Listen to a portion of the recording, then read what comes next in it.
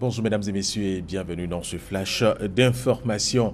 Un conseil des ministres se tient ce mercredi en présence du président de la République, Alassane Ouattara, et les membres du gouvernement. C'est au palais présidentiel. Ils vont débattre des questions relatives au processus de développement de la Côte d'Ivoire. Nous y reviendrons à 13 h.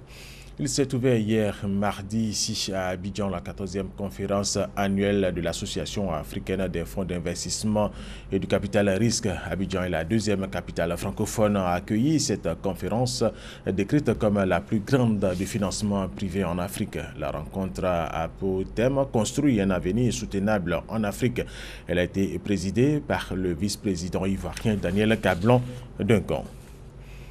Le Premier ministre Amadou Coulibaly a reçu la mission d'évaluation du Fonds monétaire international qui est à Abidjan depuis 2 semaines. Cette mission d'évaluation est venue restituer les conclusions de ces rencontres avec les différentes administrations ivoiriennes.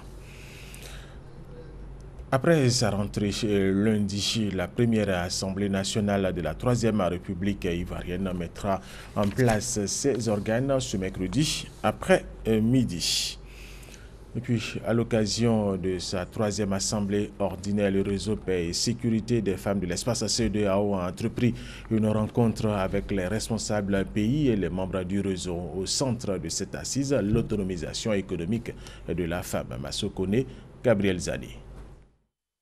3 jours pour réfléchir sur les moyens adéquats à mettre en œuvre pour permettre une autonomisation effective de la femme.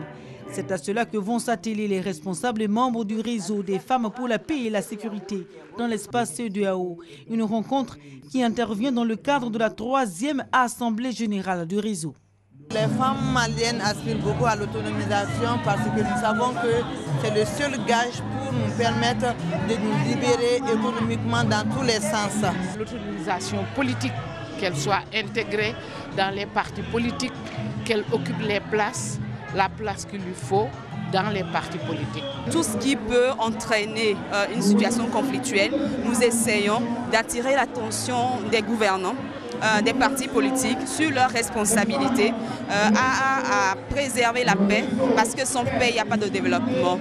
Créé sous l'impulsion de la communauté des États de l'Afrique de l'Ouest CEDEAO, le réseau Paix et Sécurité des femmes de l'espace CEDEAO est un mécanisme de veille, d'alerte et d'appui. Il a pour mission d'améliorer les interventions au niveau de la sous-région ouest-africaine en matière de prévention, de paix et de sécurité. Il faut qu'on arrive à renforcer les capacités des femmes, les former, parce que nous, ici, au niveau de RESFECO, nous avons formé 110 femmes dans le cavalier, et à qui nous avons ensuite donné un financement, parce qu'on les a financées. Elles ont eu une formation pour connaître leurs droits, une formation pour savoir ce que c'est, comment s'impliquer dans la résolution des conflits, la paix, etc. Mais maintenant, leur donner une formation entrepreneuriale. Créé en juillet 2009, le réseau Paix et Sécurité des femmes de l'espace CEDEAO est installé dans les 15 États membres de la CEDEAO, avec son siège à Abidjan. Le Parlement béninois a créé la surprise hier mardi soir en refusant d'examiner le projet de révision de la Constitution, un projet phare au président Patrice Talon qui souhaite notamment la mise en place d'un mandat présidentiel unique. 60 députés ont voté en faveur de l'étude du texte, 22 contre et 1 s'est abstenu alors que la majorité des 3/4 était exigée.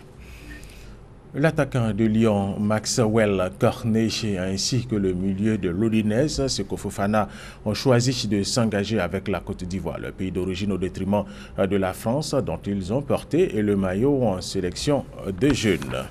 Et nous terminons avec cette information. Le bilan de l'attaque chimique contre une ville syrienne s'est élevé à 72 morts, dont une vingtaine d'enfants et 17 femmes. Le bilan pourrait encore augmenter car il y a des personnes disparues, a précisé l'Observatoire syrien des droits de l'homme. Les États-Unis, la France et le Royaume-Uni ont présenté hier mardi un projet de résolution au Conseil de sécurité condamnant cette attaque chimique en Syrie et appelant à une enquête complète et rapide. Mais pour la Russie, l'aviation syrienne n'a fait que frapper un entrepôt terroriste contenant des substances toxiques.